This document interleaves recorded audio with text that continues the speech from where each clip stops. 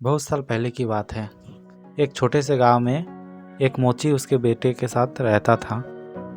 मोची जूता बनाने का काम करता था और उसे बाजार में ले जाके बेचता था। इसी से उसका गुजारा चलता था। मोची अब बूढ़े हो चुके थे तो उसने अपने बेटे से कहा कि अब मेरा अंतिम समय आ गया है, तो मैं चाहता हूँ कि तुम जूता बनाने का काम सीख लो। उसके बाद मोची ने अपने बच्चों को जूता बनाना सिखाए।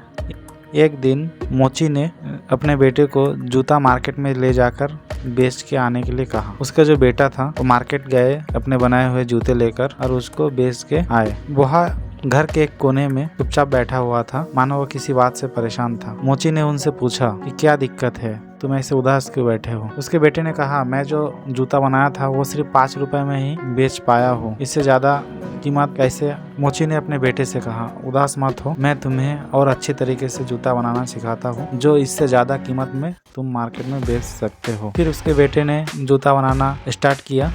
उसके बाद उसने फिर मार्केट में ले जाकर जूता बेच के आए। फिर आके घर के कोने में उदास बैठ गया। तब उसके पिताजी ने कहा, क्या हुआ, तुम उदास क्यों हो। उसके बेटे ने कहा कि मैं जो जूता बनाया हूँ वो सिर्फ 10 रुपए में ही बेचा हूँ, तो मुझे इससे सिर्फ 10 रुपए ही हासिल हुए। मोची ने फिर कहा कि चलो कोई बात नहीं, मैं तुम्हें इससे महंगी जूते बनाना सिखाता हूँ। फिर कुछ दिन बाद उसके बेटे ने फिर एक जोड़ी जूता बनाए और मार्केट में बेचने के लिए ले गए। इस बार उसका जूता 15 रुपए में बिक्री हो चुकी थी। फिर वहाँ घर आए और उदास बैठ गए। फिर उसके पापा ने कहा, क्या हुआ, इस बार क्या हुआ। तो उसने कहा, इस बार की जूता 15 रुपए में बेच पाए हैं। फिर उसके पिताजी ने उससे कहा, चलो कोई बात नहीं, मैं तुम्हें इससे अच्छा जूता बनाना सिखाता हूँ जो 20 रुपए में तुम बेच पाओगे। तब उसके लड़के ने कहा कि इससे सस्ता तो आप बेचते हो, आप अपने जूते तो 10 रुपए में बेचते हो, आपसे ज़्यादा अच्छा तो मैं जूता बनाता हूँ जो 15 रुपए में बेच पाया हूँ। मुझे और नहीं सीखना है, मैं 15 रुपए वाला